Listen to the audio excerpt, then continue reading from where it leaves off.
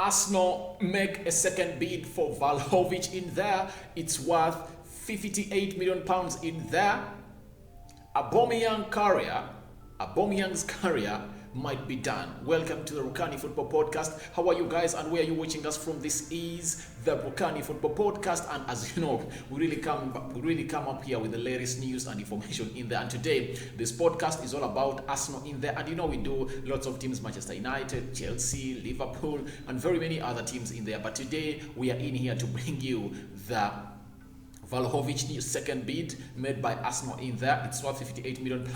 We're really going to discuss it and know will Fiorentina agree the deal in there. Then we have another story that we are starting with today, which goes with Aubameyang in there, the recent captain of Arsenal, because he was stripped of his captaincy in December 2021. Smash the like button, comment and share, and if at all you're watching us for the very first time, endeavor to subscribe to our channel so as not to miss out on stories that we do upload in here on a daily. This is the Rokani Football Podcast. Let's go. Now, let's start into the story of Aubameyang in there for you. Aubameyang is having problems with his heart, and it's reported that he is expected to report back to Arsenal more earlier than expected. However, much was thrown under the bus by the manager, who goes by names of Mikel Arteta, but he was to be at Arsenal in there until Arsenal make their final decision on where he's living in there and who is really going to pay up for his amount of money that he really requires, because Aubameyang earns close to £375,000 a week in there. That's a lot of money for him in there, and I doubt that if at all an Anton Martial, who is younger at 26 years, teams are really failing to take him when he's earning £250,000 a week. I doubt whether Aubameyang really get a team, unless otherwise teams like Newcastle can really go in for him, because they are furious and very frustrated of being relegated out of the Premier League, because they even failed to win against Watford. That game ended 1-1, and if at all they had won for the very first time, they would have seen themselves up out of the relegation battle in there. Now, Aubameyang left Arsenal early enough. I think it was around towards the end of December. He joined the Gabon national team and they started to train in there. I think they were in Dubai in there. But on the D-Day of the African Cup of Nations, he was seen partying hard in Dubai alongside his fellow countrymen who play for Gabon in there, known as Lemina in there. You know, Lemina was once in the Premier League in there. And they were seen partying. And guess what happened? Before you travel to Cameroon, you have to run a test, because Cameroon, that's where the AFCON tournament is really taking place from. And before you go that side, you have to run a test. When they ran the test, Aubameyang tested positive for COVID-19, and Lemina, his partner that he was partying with, hard in Dubai. So that meant that Aubameyang was going to miss the opening game in there for a team which goes by names of Gabon, and they are going to play a team which goes by names of Comoros. And after that game happened, guess what? They had won by 1-0. That is Gabon, and they are very expectant to see to it that if Aubameyang tests negative for COVID-19, if tests negative for COVID-19, then that means he will come in through and play a very big role into this game of football, where they're really going to play a team of Hakimi, a team of Ghana that has people like Thomas Partey, Jordan Ayew in there, and news came in that he had tested negative for COVID-19, but he had a heart problem. Having a heart problem, they sideline him, and that keeps him out of the African Cup of Nations. We don't know whether he's really going to get more playing time in there, because he is subjected to a heart test. And after that heart test is going to be done, he's expected to fly back to England in there at Arsenal in there to see to it that he does the needful and gets treated in there, because you never know. The reason that's why I've said Aubameyang's career is done, because the result might come out like that of Kun Aguero, because Kun Aguero is also 32, and when you look at Aubameyang, is also, I think, 32 in there for you. Now, they might be having the same problem. You get that cardiac cohesion that Aubameyang really had, that has stopped him from playing the game of Ghana, where they drew 1-1, and the game of Gabon that they're remaining with to play, a side which goes by names of Morocco in there, might be really stopping him to continue with his career in there. Amidst all what that is going through, this is not the best time you could get such news in there like Aubameyang, that he really has a problem with his heart. We don't know what is really going to happen to him because we are waiting for the results in there to come through in here onto the Rokani Football Podcast. And we always bring you the news as expected in here. And this is like adding salt to an insult in there. For Aubameyang, it's getting salt and adding to an insult. Why? Stripped of the captaincy in December, after leaving the camp and flying to France without the knowledge of the manager, who goes by the name of Mikel Arteta, yet with the captain. You are being thrown under the bus, thrown out of the training ground of Arsenal. You don't train with your fellow teammates in there. You come to the African Cup of Nations knowing that maybe you're really going to come up and really prove that your haters wrong, score in those goals, and after scoring in those goals, then you'll get a market, because if at all Aubameyang really came in and scored in the game of Comoros, he scored in the game of Comoros, he scored in the game of Ghana, even in the game of Morocco he can, because the team plays for him, you get? And if at all you want to get the best out of Aubameyang, the entire team has to be playing for him and create chances, because I really feel like Gabon really has some talented players who can really come in and put in lots of performances to see to it that Aubameyang really puts that ball at the back of the net. So, knowing that that is the revival of his career, to see to it that you can get a move out of Arsenal and get a team that can pay you your wages, he had to play to the African Cup of Nations and really score those goals. But all in all, it's in vain. He's not going to play. He's out of the African Cup of Nations, and he's rumored to come in back at Arsenal in there. The other doctor of Arsenal has really come out and said he has not yet reported, and we don't expect him at Colney anytime from now. So that's why I've told you that it's salt being added to an insult. The insult is Arsenal, you get, the way he has been treated at Arsenal, and coming to African Cup of Nations and not really getting playing time that he wanted. That's salt that has been added to an insult that was Arsenal in there. But all in all, he caused this for himself, because COVID-19, when you capture it, it really leaves some problems into your chest and breathing system in there. And remember, this is, I think, the third time when Aubameyang is testing positive for COVID-19 in there. But I know he healed from COVID, but let's wait and see what comes out of his heart tests in there. But remember, Aubameyang came in Arsenal in the January transfer window of 2018, and he was bought at £58 million in there. And I think that was the last season of Arsene Wenger before Unai Emery took over in there at Arsenal. That is a man who goes by names of Aubameyang in there. He has managed to net 92 goals for Arsenal in 163 appearances. That shows you that he's worth a goal in 2 games that Arsenal plays in there. So Aubameyang, by the way, his scoring is not questionable, but I'm asking myself,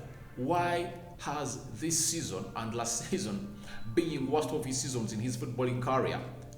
You get? Second question, why does this come after Aubameyang was being given the amount of money that he wanted, close to £400,000 a week? You get?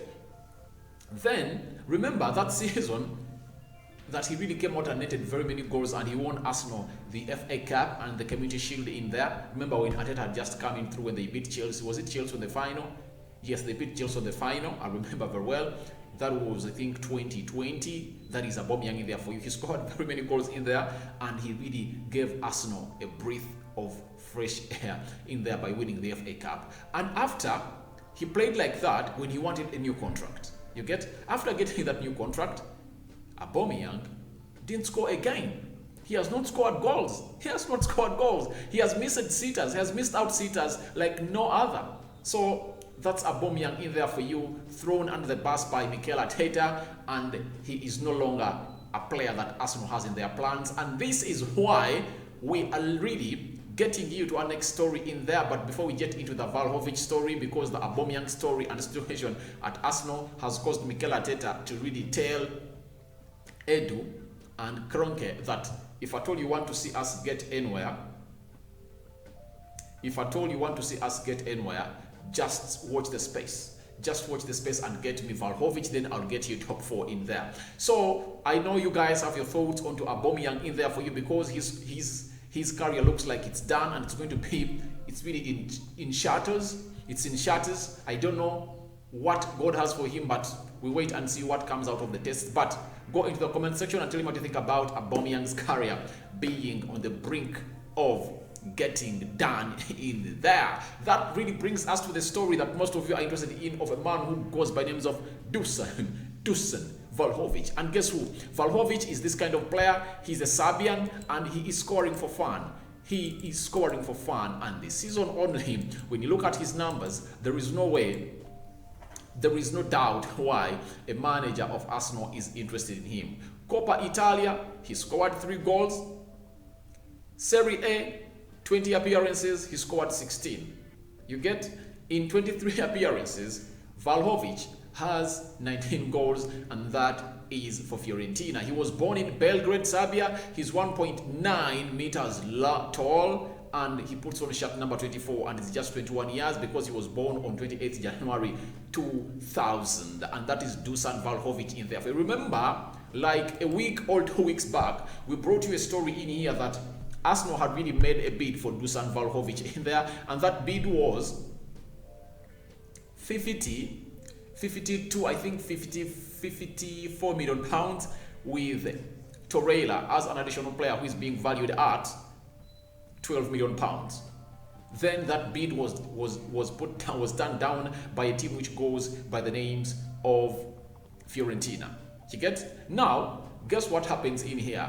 What has really come to our notice is that from the Sun and Fabrizio Romano in there, though Fabrizio really refers Vlahovic to go to Conte's side, which goes on Spurs in there, something that won't excite most of Arsenal people in there and fans. But the fact is, Arsenal have put up a 58 million pounds in there. That means they've raised from 54 to 58, that is 58 million pounds in there, and that's what Arsenal has really put in. Guess how much a team which goes by the names of Fiorentina won? Fiorentina won 63 million pounds in there. But I really feel like this deal is going to get done, because if at all they want 63, I know there is a loan fee that Fiorentina has to be paying Arsenal in there to see to it that Torreira is their player, and I know there is a 50% on how much Torreira earns per week that Arsenal pays and Fiorentina pays. So I think if at all Arsenal has reached at 58 million pounds,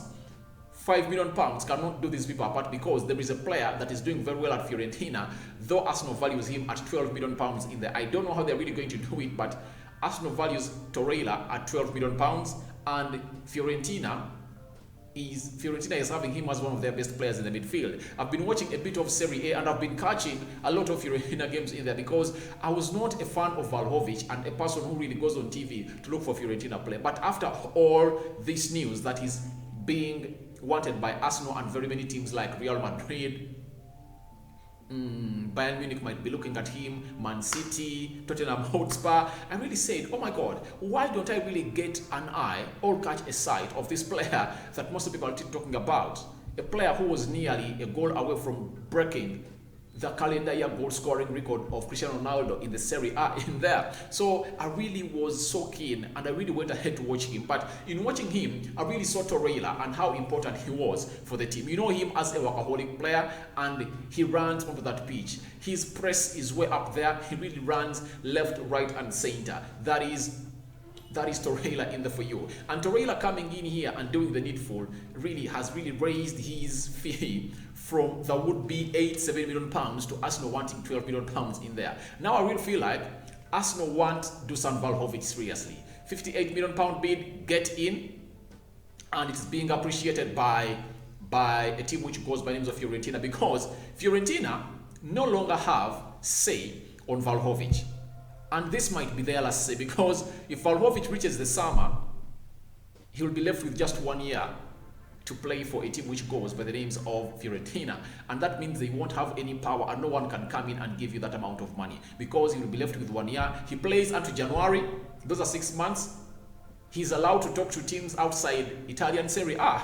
You get? That means he's not going to sign, and the best way to get money out of Dusan Vlahovic is selling him now. If they don't, he's going to quit. People will ask Rokani that, didn't Fiorentina really come up and do the needful and give this guy a new contract? Yeah, they went ahead to table a new contract, a 5-year deal worth 34 million pounds, meaning that he was going to earn like 140 or 150,000 pounds a week. You get? But his agent said they needed a 6.6 million pound renew fee, and they wanted a 10% on the amount of money Dusan Vlahovic, on the amount of money Fiorentina was going to get from Dusan Vlahovic if sold, because they know that Dusan Vlahovic renewing a new contract, that will really raise his fee to close to 100 million pounds in there. So those are the calls that were made by the team of Dusan Vlahovic in there. 6.6 million pound fee, that is to renew the contract, and a 10% when he's being sold from Fiorentina to any club, because they know the next hottest asset in the world football, apart from erling Haaland, it's Dusan Vlahovic. Look at the forwards right about now. Who are the most forwards being talked about? Erling Haaland number 1, Dusan Vlahovic number 2. You get even Kylian Mbappe in there. Those are the three that everyone is eyeing in the world of football. So Dusan Vlahovic is in a position of really putting Fiorentina to where they want in there. You get? And Arsenal have made a bid, and there is a story that I've just landed on right about now that is really going to put a smile onto Arsenal fans in there. He goes by names of Eduardo.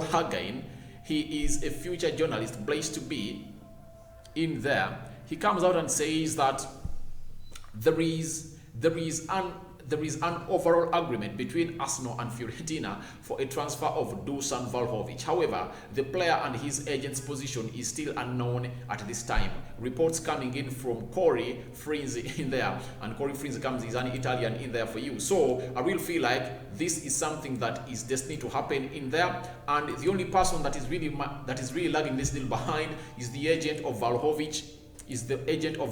Because I think they might request for a high sign-on fee in there and a very big salary in there. But I read of a story that Arsenal are really willing to pay Dusan Vlahovic close to 250,000 pounds, between 250,000 pounds to 300,000 pounds a week. Because if at all you are paying close to 400,000 pounds a week to Pierre-Emerick Aubameyang, why not pay that amount of money to a player who goes by Dusan Vlahovic? Because he comes in and solves your problems. Arsenal are really wanting this player, and Mikel Arteta is really into this player and wants him. Very many reports have been coming on like that of Diego Costa that I'm really going to do a story about and really give you my situation about it in there. But I really feel like Dusan Vlahovic is the ideal signing for Arsenal. One, his physique is not doubted. His pace is not doubted. His hold-up play is not doubted. His finishing is not doubted. He's a clinical striker. You get? This is a striker that Arsenal is getting. Good in the air, good on the foot. When the likes of Chianti bring in those crosses, whether long, tall, whether long or short, and they meet Dusan Vlahovic, you 100% be sure that he's really going to score that or really put up a shot on target. And Arsenal has been lacking a striker who is really a box player. And Dusan Vlahovic, when he's out of the box, he really plays like a hold-up player in there. He involves his other players into play. You get? Something that Aubameyang has not been doing. And Arsenal, when you look at the plan of Mikel Arteta, I think he's trying to shift, especially the shift of play when playing big teams in there, because some teams really have greater midfields that cannot let you do a build-up of a game in there. So he feels like floating that long ball in there to Dusan Vlahovic in there will be really a very good tactic in there at Arsenal, because he has one of the best players that is really good at doing those long balls in the names of Ben White, because Ben White really floats that ball very good, and he can really float it and it can meet Dusan Vlahovic. The same applies to the goalkeeper of a team which goes by names of Arsenal, who goes by names of Aaron Ramsdale. He's good in there for that. And we really think that is really going to come to happening in here for Arsenal in there. But Arsenal have really come out and made a bid of 58 million pounds in there for Dusan Vlahovic. And all Arsenal fans, it's all over you. Go into the comment section and tell us what you think about Arsenal making a second bid for Dusan Vlahovic. 58 million pounds in there. just £5 million apart from what Fiorentina is requesting from a team which goes by names of Arsenal in there. I go by the names of Rokani. Smash the like button, comment and share, and if at all you are watching us for the very first time, endeavor to subscribe to our channel so as not to miss out on stories that we do upload in here on a daily. I'm out.